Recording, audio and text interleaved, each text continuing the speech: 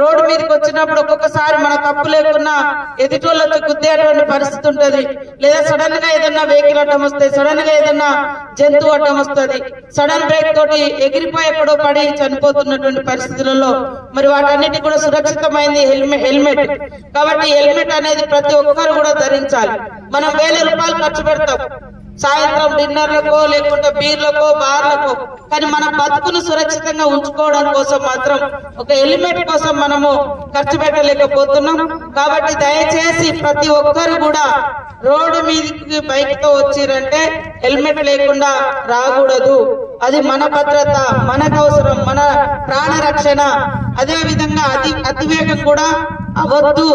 అతివేగం కూడా ఖచ్చితంగా మనం 1 గంట ముందు బయలుదేరినా పర్వాలేదు, కానీ అతివేగం కూడా మన ప్రాణంతో పాటు మనం వేగంగా పోతుంటే మన వెహికల్స్ కు ఇతరుల ప్రాణాలు కూడా బలయ్యేటువంటి పరిస్థితి ఉంటుంది. కాబట్టి ఈ భద్రత మరి జాతీయ రోడ్డు భద్రతా మహోత్సవాల సందర్భంగా సడక్ రక్షణ అభియాన్ యాత్రను ఈ రోజు మనము ప్రారంభించుకోవడం చాలా సంతోషం.